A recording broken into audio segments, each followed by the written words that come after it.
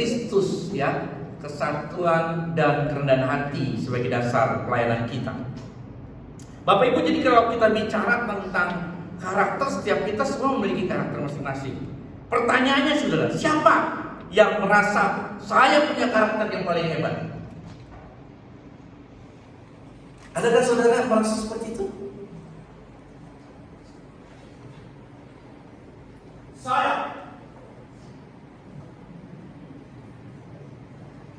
Saya adalah mata. Tanpa saya, kalian tidak bisa buat apa-apa karena saya yang paling berharga.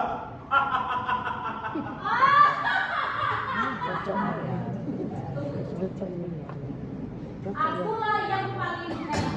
Akulah yang paling berharga. Walaupun kamu bisa tanpa saya, kalau bukan saya, kamu bukan siapa-siapa. No.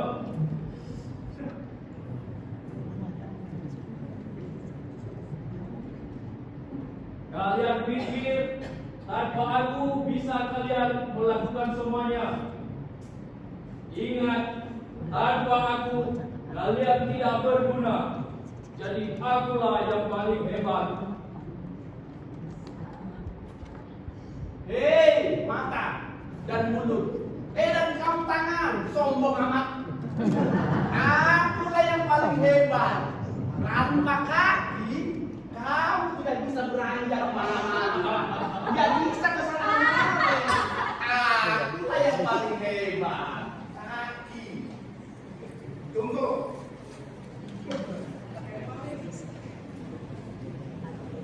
Kaki, engkau memang hebat. Tangan, engkau memang hebat. Mulut, mata, kalian hebat.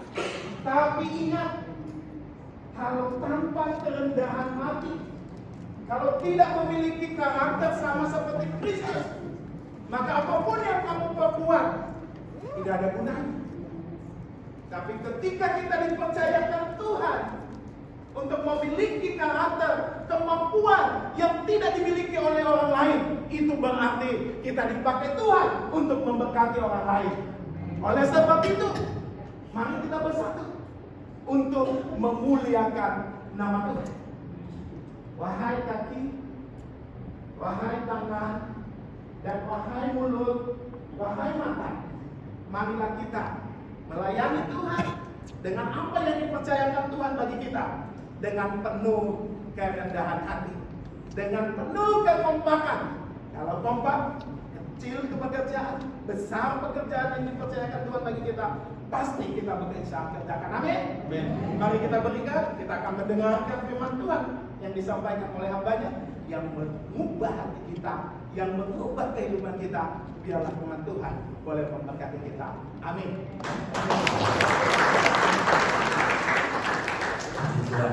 Mari kita doa penutup, saudara. Sudah selesai, saudara. Itulah khotbah saya.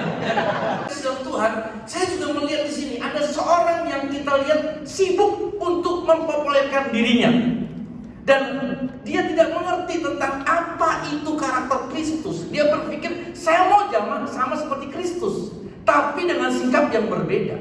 Siapa saudara? Mungkin kita lihat di bulan Maret tahun lalu, ya, bulan Maret tahun ini, saudara pernah lihat ini? Ada seorang dari Kenya bernama Eliu Simiyu. Saudara-saudara, ini orang hebat ini, ya, orang mantap ini. Dia pakai jubah, dan ketika berbicara mengenai jubah seperti ini, nampaknya dia berpikir saya mau seperti Kristus. Hebat ya. Sama seperti tadi juga, saya pengen menonjol, saya pengen utama, dan dia berpikir saya mau jadi seperti Kristus. Tetapi saudara-saudara, Eliu ini sibuk pergi satu kampung ke kampung lain mengatakan saya Yesus, saya utama, saya hebat, saya bisa menolong Anda dan semuanya. Sehingga masyarakat di situ berpikir, wih, ini Mesias baru, ini Yesus hebat sekali. Dan apa yang terjadi saudara-saudara? Kalau kita lihat dalam konteks itu, bagaimana akhirnya Eliu ini dilihat di dalam beberapa artikel, ya. Di dalam beberapa artikel kita menemukan bagaimana dia akhirnya apa? Ditangkap. Jadi masyarakat di sana marah, saudara. saudara-saudara. Dia berpikir bagaimana ini orang ini mengaku namanya Yesus, lalu penduduk di sana di sebuah country namanya Bungoma mencari dia. Lalu berkata, bagaimana kalau kita membuktikan ini Yesus atau bukan? Lalu dia ingin mencoba menyalibkan Eli ini, saudara. Dan berpikir apa? Kalau dia memang benar Yesus disalibkan, maka pada hari ketiga akan bangkit. Saudara-saudara yang kasih Tuhan, dicari dan akhirnya apa yang terjadi? Eliud ini akhirnya mencari jalan yang hebat, mencari jalan yang bijaksana. Dengan apa, saudara? Dia pergi ke kantor polisi. Dia takut dengan masyarakat yang akan menyalibkan dia, saudara. Dan akhirnya apa yang terjadi? Dia sibuk dengan kehidupannya, dia sibuk dengan gayanya, dan lupa tentang apa itu makna dan bagaimana menjadi orang yang hidup dalam karakter Kristus. Menuliskan seperti ini. Kalau iblis tidak bisa membuat kita jahat, maka dia akan membuat kita sibuk. Seberapa destruktifnya, saudara, seberapa rusaknya orang yang sibuk itu. Saudara, saya berpikir betul juga ya. Kadang-kadang kalau kita berpikir orang yang sibuk, terus sibuk dengan dirinya, dan dia melupakan apa yang utama dan apa yang harus dia lakukan. Seringkali dalam kesibukannya orang itu jadi lupa akan apa yang Tuhan mempercayakan. Dan tidak salah, saudara, kalau seperti ini dikatakan bahwa iblis itu seringkali bisa membuat orang yang sibuk bahkan bisa lebih menghancurkan daripada orang jahat sekalipun. Bapak Ibu Saudara yang kasih Tuhan, jadi perhatikan buat kita hari ini sebagai para hamba Tuhan, sebagai anak-anak Tuhan, apakah kita juga menjadi orang-orang yang terlalu sibuk dengan aktivitas kita, sibuk dengan kegiatan kita, dan lupa akan mandat yang Tuhan berikan kepada kita. Saya renungkan, saudara, kalau kita bisa lihat di dalam Efesus ini, ya, Efesus pasal 6, saudara, di dalam hal itu saya melihat begini, betul sekali, saudara. Di dalam peperangan rohani kita, di dalam Efesus dikatakan apa? Bahwa peperangan kita itu bukan melawan darah dan daging, tapi melawan penguasa-penguasa di udara. Dan ternyata penguasa-penguasa gelap itu memakai apa yang disebut sebagai apa? Tipu muslihat. Jadi artinya Bapak Ibu Saudara-saudara yang kasih dalam Tuhan, tanpa sadar seringkali kita mengalami tipu muslihat iblis. Seolah kamu hebat, seolah kamu muda hebat, seolah kamu lebih utama daripada yang lain, membuat kamu jadi tidak pernah bisa merasa hidup rendah hati untuk memuliakan nama Tuhan. Menempatkan lembaga seperti ini sebagai sebuah komunitas menyatukan setiap gereja-gereja Tuhan untuk mengarahkan kepada satu hal yang sama, bagaimana kita mengerjakan misi Allah itu. Nah, saudara-saudara, tetapi hal yang paling penting untuk kita perhatikan, kita meneladani Kristus. Kita melihat bagaimana Kristus tetap fokus kepada misi Allah itu. Dan kita bisa melihat dari kitab Filipi ini. Mari saudara kita belajar lebih dulu tentang kitab Filipi. Kitab Filipi ini menarik, saudara-saudara. Bagaimana surat Paulus kepada jemaat Filipi. Apa sih yang mau dimasukkan oleh Paulus dalam penulisan kitab Filipi ini? Yang pertama, saudara, kitab Filipi ini ditulis bukan karena masalah adanya ajaran-ajaran. Artinya Paulus menuliskan kitab Filipi ini bukan karena ada ajaran-ajaran yang sesat, ada ajaran-ajaran yang palsu di Filipi. Tidak seperti di dalam kitab Galatia, tidak seperti di kitab Kolose, bahkan juga kita lihat beberapa surat yang lain. Paulus bagaimana menghimbau jemaat, menekankan jemaat tentang ajaran yang benar. Bahkan di dalam kitab Galatia begitu keras, Paulus berkata, hati-hati, kenapa kamu terpesona dengan ajaran-ajaran palsu. Orang yang tidak bertahan kepada Injil maka disebut terkutuklah. Anatema istilahnya, saudara-saudara. Jadi Bapak Ibu Saudara yang kasih dalam Tuhan, di sini Paulus menekankan kepada jemaat Filipi, ini jemaat yang hebat, saudara. Secara doktrinal bagus, tidak ada ajaran yang sesat di situ, tidak ada. Saudara, kitab Filipi juga dikatakan apa, saudara-saudara yang kasih dalam Tuhan? Tujuannya adalah sebagai wujud terima kasih Paulus. Dalam Filipi 1 ayat 5, bagaimana Paulus bersyukur mereka sudah hidup di dalam pengajaran dan juga pemberitaan Injil Kristus. Saudara-saudara, ternyata di dalam semua kesempurnaan seperti itu, kita menemukan ada masalah yang muncul, yaitu bagaimana jemaat Filipi itu dituliskan surat ini untuk membereskan adanya ketidaksehatian. Bapak Ibu Saudara yang kasih dalam Tuhan, di dalam pelayanan kita, di dalam komunitas kita harus belajar ini. Bahwa seringkali mungkin kita menganggap gereja kita sempurna, hidup pelayanan kita baik, apa yang kita kerjakan secara doktrinal kita betul, secara hidup rohani kita bagus. Tetapi saudara-saudara, mungkin kita perlu juga bertanya dan membuka diri kita. Apakah keegoisan kita, kesombongan kita yang membuat kita menjadi tidak bersatu untuk mengerjakan misi Allah? Saudara-saudara, ini yang terpenting yang kita bisa perhatikan. Jadi kalau kita lihat dalam kitab Filipi tadi, dalam pasal 4 ada 2 wanita itu, Sintika dan Susublos ya. Di situ kita lihat apa? Bagaimana perpecahan itu, ketidaksehatan itu muncul dalam jemaat. Jangan dianggap saudara kalau perpecahan dalam jemaat itu sesuatu yang biasa. Kalau yang terjadi pada pemimpin itu bagaimana saudara? Akan membuat dan tergoda di jemaat itu terjadi perpecahan juga.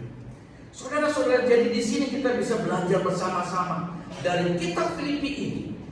Paulus menyadari saudara-saudara bahwa gereja Filipi tentunya tidak akan efektif mengerjakan misi Allah kalau tetap ada dalam ketidaksehatian dan perpecahan. Dan saya percaya itu juga terjadi pada diri kita. Gereja kita, persekutuan kita, hidup kita sebagai umat Tuhan jelas tidak akan bisa efektif mengerjakan misi Allah itu kalau kita masih terus ada perpecahan dan ketidaksehatian untuk mengerjakan poin yang Tuhan berikan pada kita. Bapak Ibu jemaat yang kasih dalam Tuhan, jadi apa yang perlu kita lakukan? Nah, di sini saudara kita belajar tentang karakter. Tapi saudara, saya tidak akan banyak, 2 hal saja kita lihat ini. Jadi yang ditekankan Paulus di sini adalah kita perlu pentingnya kesatuan itu di dalam ayat yang kedua. Ya kan?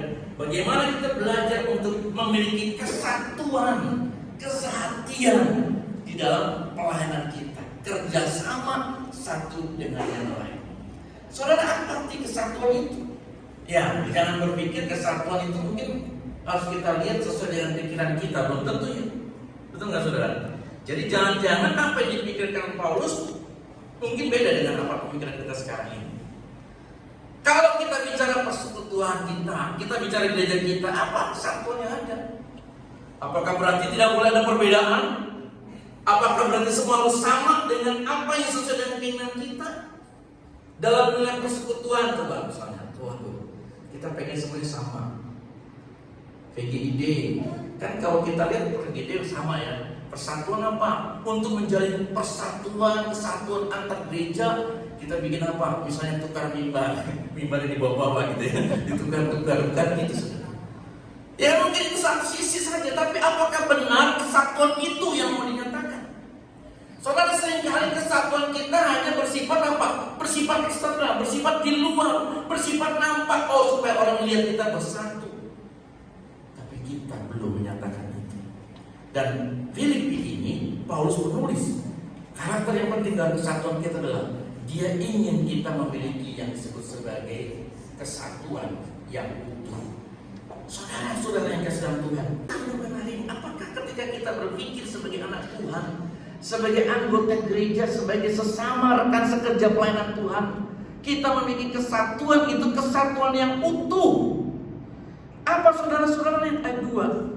Sehati sepikir dalam Kristus, satu kasih. Ini penting sekali. Sehati sepikir, meletakkan pikiran kita di dalam pikiran Kristus. Bagaimana kita bukan menempatkan apa yang kita mau, apa yang kita inginkan, tapi kita boleh sehati sepikir sebagaimana Tuhan mau nyatakan. Kita bentuk dalam satu kasih.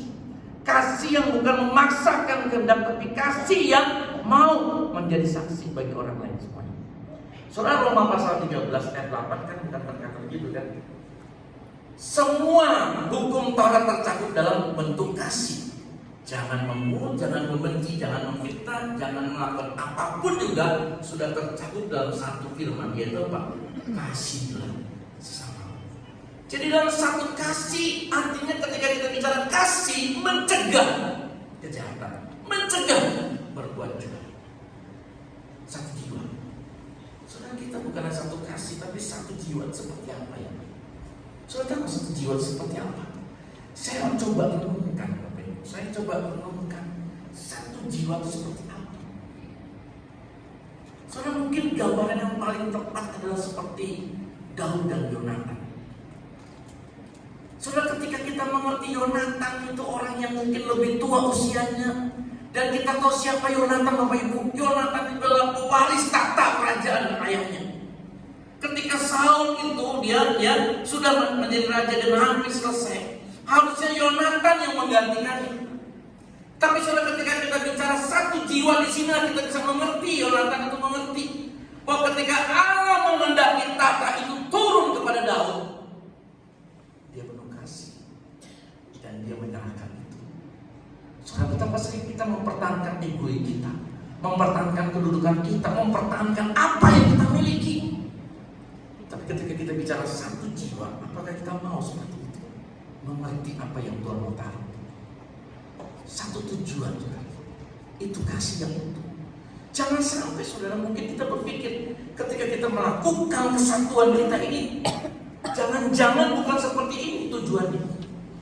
Jangan-jangan tujuannya adalah untuk kepentingan kita, untuk kesenangan kita. Tujuannya apa? Oke, kalau tadi bicara seperti contoh ya, karakter-karakter, ada mata, ada mulut, ya, ada tangan, ada kaki, disatukan di dalam sebuah hati. Itu penting sekali. Tujuannya apa? Tujuan kemuliaan Tuhan. Betul nggak, saudara? Bukan sesuatu yang utama, mata lebih utama, kaki lebih utama, mulut lebih utama. Nggak gitu, saudara. Tapi bagaimana kita punya tujuan sama, satu hati.